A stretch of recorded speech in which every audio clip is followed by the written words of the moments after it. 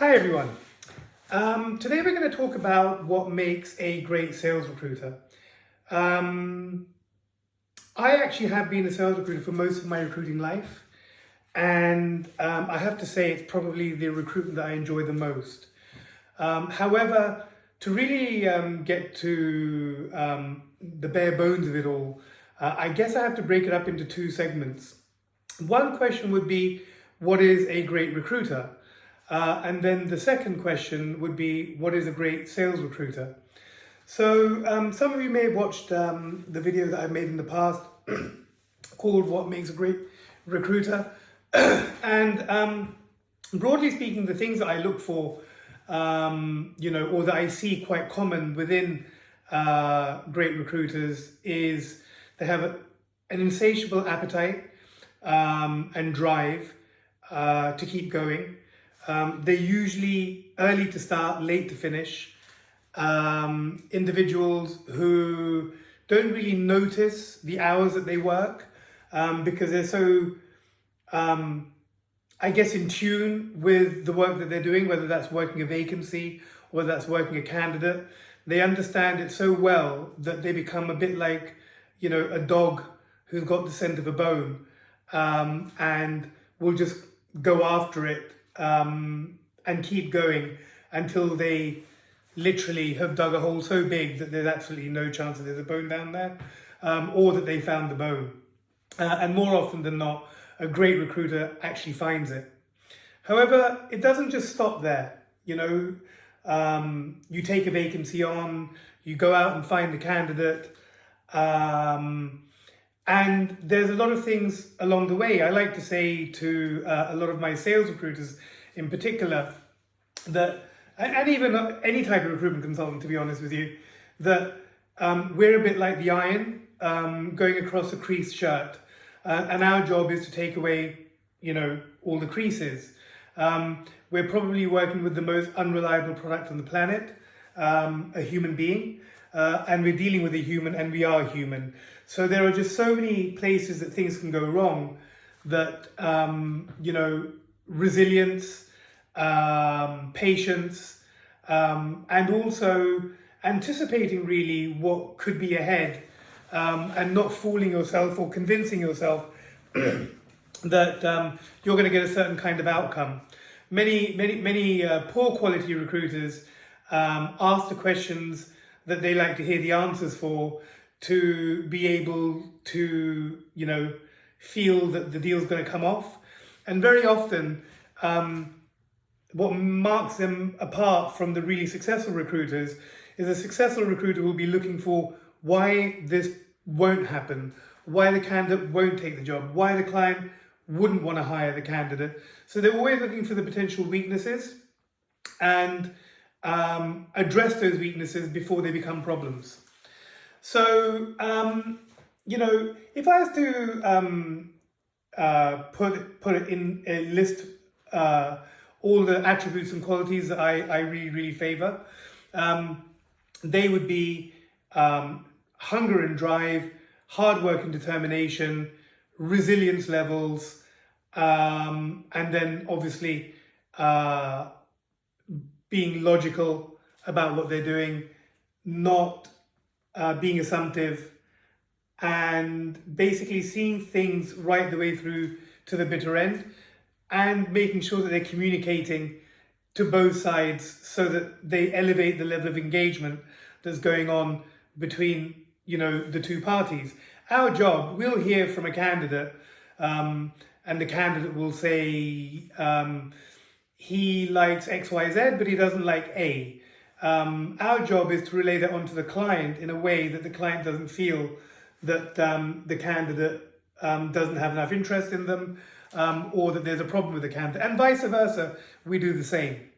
So that's what makes a great recruiter per se. But in terms of what makes a great sales recruiter, it's all of those things. And in addition to that, I would say the following. The first thing that a great sales recruiter really needs is a deep, deep, deep understanding of what a salesperson actually is and what they do. Understanding that is so important because without it, How do you know what you're looking for? And how do you know, when it comes to the vacancy, that is, and when you're going out headhunting, how do you know what you're looking for? And how do you know what type of candidate is a great candidate that you can actually invest your time in to, try and secure interviews for or opportunities for, within organizations based upon it being a solid business case, as opposed to, I've got a candidate who's looking for a job, have you got a vacancy? I'd like to say that to target recruiters are not those type of recruiters. The type of recruiters that they are is that they can see in a candidate an attribute, a piece of added value, or something, whatever you want to label it, that a company may well need or anticipate what a company may well need. And therefore, when they go into that organization with that candidate, they're not going in saying, do you have a vacancy? They're going in saying, I have a candidate that I believe that you're probably going to want to employ, whether you have a vacancy or not, and this is my business case. So to be able to do that, you really have to understand, salespeople very, very thoroughly. And taking me on to my next point, you need to facilitate that, you need to have really, really strong commercial acumen. So what is commercial acumen, a lot of you may be asking? In my view, the simplest definition of commercial acumen is understanding how a business works. I would say that sales recruiters, how they differ from pretty much most other recruiters, apart from management recruiters, is that they are expected to understand the mechanics of a business. What importance does the sales function have in the business? What importance does the logistics function have in the business? What importance does the financial department have? What importance does the administration and support department have? And so on and so forth. And being able to understand that whole picture and being almost like a semi-business consultant, what they're able to do is find a way to connect what the salesperson has to offer to the client, so that they feel that the return on investment that they're going to get by employing that candidate is going to be quite assured, i.e. there's a strong level of certainty around it, because they may have contacts that the client wants to have relationships with. They may have a pipeline of business that the client's very keen to take on, and they may have product knowledge of a particular type of product, or market knowledge of a particular kind of market that particular client is either weak in or needs or wants to grow into. And therefore that salesperson is a solution to either a problem that already exists or a problem that is identified once the candidate has been interviewed. A great example of this was, I remember putting a couple of candidates or 3 candidates forward to a client that were looking for a salesperson that could sell commercial cladding, which is basically the exterior of a building, the material that is used to, line the exterior of the building. It's also known as a building envelope. But one of the candidates that was submitted was basically selling corrugated sheeting, which is used in farms to create sheds, where you would have your barn, your cows, your horses, or your storage, or whatever else. And on interviewing this candidate, the client realized that, hang on a second, we have the capability of selling what this person sells, but we haven't really been doing very much of it for a long time. And therefore, I think we're going to offer him a job as well, because we can revive that side of our business. And that's one great example of what a great sales recruiter can do if they have a deep understanding of the salesperson that they're representing. Another great example of this was, I remember an instance where we came across a candidate that was a salesperson working for a flooring contractor. A flooring contractor is basically a company that lays different kinds of flooring inside buildings. And there weren't that many flooring contractors that we could approach that would be of the size that this candidate could work for. So we put our heads together and we came up with a list of companies that installed dry lining and ceilings inside buildings, which is still an interior solution. And we marketed the candidate as the subject line said, could you be interested in starting a flooring division? Or could you be interested in opening a flooring division? And it went out to about 50 ceilings and partitions contractors. And believe it or not, we got 3 out of the 50 that came back. And one of those 3 made a job offer to the candidate within 48 hours. And I checked in on the candidate 3 years later and was very proud when he told me that that business had gone from 0 to an £8 million turnover business. And, that really gives people like me a big kick, because we know that had we not been responsible for coming up with that idea, that company may have never opened a flooring division. And I can tell you, an £8 million flooring contracting business is probably making about £1 million a year in net profit. So when the fees were paid to us for this guy, and I think it was, at the time, he made about £12,000 in fees, that pales into insignificance, really, on the basis of how much money they made in return. So a great sales recruiter will understand, the commerciality of how a business works, what a salesperson has to offer. And, over time, obviously, you become better at this. But as you do, you'll find yourself more and more successful in making such matches and coming up with such creative ideas, so to speak. One of the enablers in this is to have a very, very curious nature. Great sales recruiters are very curious. They are excellent listeners. And because they're curious and they're excellent listeners, it allows them to be opportunistic by nature. I would comfortably say that I've often thought that a lot of the internet, tools that we have today, or digital tools that we have today, whether it be email, social media, LinkedIn, job boards, whatever, I believe that it's actually created far more noise than we ever needed. And sometimes, or I'd probably say quite often, gets in the way of clean thinking. And I've often thought that I wonder how we would do if we had no job boards and we had no LinkedIn and if we had, no digital tools. And I know for a lot of you, that are potentially a lot younger than me, that probably sounds like the scariest prospect ever. But believe you me, you'd probably do a better job, because you would have to investigate a lot more deeply into what you can do with a candidate and where to go to find candidates for the vacancies that you have. And I think that when you go on LinkedIn and, put in a Boolean search or put in some keywords and it spits out 50 candidates, of which 30 are probably irrelevant, you think that you've done your job, when there's probably another 10 candidates out there that are not on LinkedIn that you've missed. And really, the point I'm trying to make is, the more you listen, the more questions that you ask, the less dependent and the less reliant you'll end up being on such digital tools.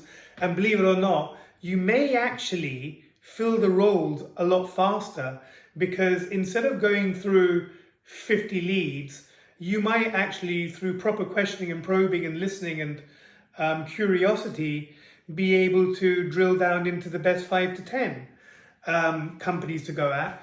And you'll be able to pitch the opportunity or pitch the candidate to the right people first off and in the right way. So, being curious, being a good listener, probing, being opportunistic are all great skills that a sales recruiter does possess. Obviously, if you're not articulate, sales recruiting is probably not for you. You don't need to be articulate, in my view, to place blue-collar engineers. You may not even need to be articulate to place, a contracts manager for a construction or engineering company. But I would certainly say that you need, to be articulate as one of your qualities, one of your strengths, to be a successful sales recruiter. You need to be able to communicate really clearly, with conviction, and you don't need to be excited. You don't need to be like overly enthusiastic. You just need to be able to communicate very clearly and concisely what is the proposition that you're putting to the client or the candidate, so that you can give them time to process that and come back to you with a response. So yeah, I mean, like, those when I say articulate, I still would continue to follow the rule of 80% listening and 20% speaking. No matter how much of a good speaker you are, you want to be, you want these to be doing most of the work. My general rule of thumb is that I like to ask a few nice open-ended questions in any business conversation I'm having to start.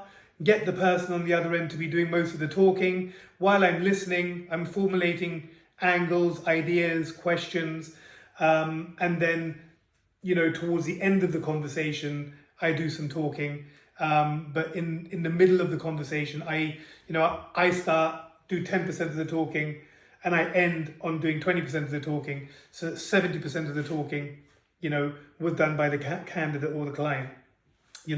And being a good prober does allow you to do that very effectively. I mean, I always find that great recruiters are the ones that are able to ask a question, hear the answer, and then come up with another question based on the answer. And that could be actually a great self-measure for you guys. If you want to know whether you're good at recruiting or not, the easiest way to know that is, in a conversation, can you ask a question based on the answer you were given to your initial questions? And can you get the dialogue, become interesting, useful for you to be able to produce the desired outcome, based on what you're hearing and what you're recording. Obviously, goes without saying that a great recruiter is somebody who closes well. Now, I am going to cover this in a separate session, but closing is like so important and so overlooked by so many recruiters. I'll prefix the whole topic of closing with, if you don't ask, you don't get. There are so many times that, I've been in a situation where, let's say, I've just taken a vacancy on, I've repeated the vacancy back to the client. The client said, yeah, absolutely, Paul, that's exactly what I'm looking for. And then at the end of it, I've said, okay, fine. Well, look, since I've understood what you're looking for, I'm assuming that there's trust in place. Yes, Paul, there is. Okay, amazing. Well, in that case, it's Tuesday today. I'm pretty confident that I'm going to be able to get you a shortlist by next Wednesday. That's 7 days from now. What's better for you, morning or afternoon for interviews? And then the client should, because you're closing him along the way, the client should, there was, in what I just said, there was about 4 or 5 different closes. One was the close on, do you trust me? And the other was the close on, right, I want interview times and slots to test for your commitment. And then we went in with an alternate close, morning or afternoon. And, the client is actually being led, and he's just basically, because you're giving him reinforcement that he's doing the right thing, he's likely to go along with you and say, well, okay, I can do Wednesday afternoon, 2 o'clock, 3 o'clock, and 4 o'clock. Perfect. Phone goes down and you're away. You've got 7 days now to find this shortlist of great candidates that he's going to interview. And then, you stay engaged with the client along the way, make sure that they understand what you're doing, and so that they don't suddenly hear from you the day before the interviews, which a lot of recruiters make the mistake of doing.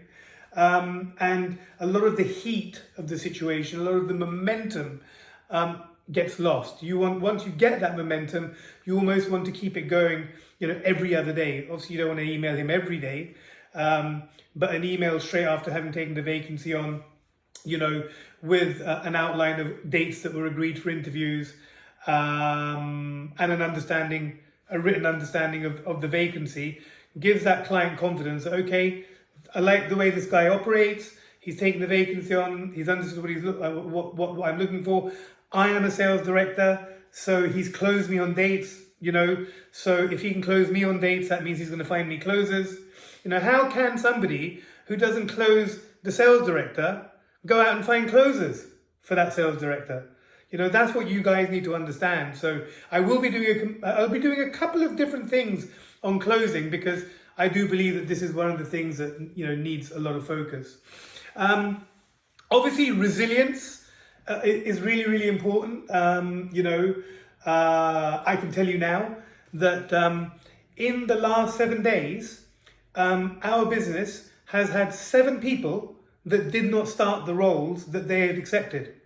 This is the first time this has ever happened in my career. I've never come across this before, all right? And it's not changed in any way my belief in what we can do as a business and what we can do as a team of individuals and recruiters. There's inflation going on in the world right now. There's a macroeconomic scenario which is causing unique problems in different countries. In our country, in the United Kingdom, Brexit has caused an extreme shrink of talent and an explosion of vacancies. But with wage inflation the way it is, a lot of companies are either not letting their staff go, or, they are making offers to candidates which are just not enough. And therefore those candidates are choosing to stay where they are, or taking one of the many other offers that they're being made by other organizations, because companies are just that desperate right now in the UK to hire people. The resilience here is, never came across 7, DNSs in 7 days. Right, well, let's investigate. Let's figure out what's going on here. And what can we do to be stronger? What can we do to overcome this? How early in the interviewing process with the candidate do we address the counteroffer situation? How early in the situation do we make the client aware that, look, there is a danger that if you don't offer this person enough, that you may not secure this person? How important is it for us to understand the reasons for leaving of the candidate and the reasons for joining a new employer of the candidate? And how important is it for us to reinforce this through our conversations with the candidate and through our conversations with the client? And how important is it now for the client to get involved with us in ensuring that the candidate is 100% subscribed to joining that organization, and he's not going to be susceptible to a counteroffer? Like we had one of these 7 DNSs was a telesales manager that was on 33,000, and we got him a £40,000 base offer. And when he went in to resign on the Friday, the MD said, "Could I have lunch with you on the Monday?" And he said, "Of course." And they had lunch on Monday, and the MD basically gave him a directorship. So the guy went from a telesales manager to a director of this organization. And that's just a sign of the times. Resilience comes through now is when you, with excitement, look to how can I solve this problem? How can we make this, reduce this problem from cropping up over and over again? So that would be my point on resilience. And my final point really on what makes a great sales recruiter is your planning, all right? Sales recruitment is, I guess it is similar to others, but I mean, I get more excited when I hear it in the context of sales recruitment.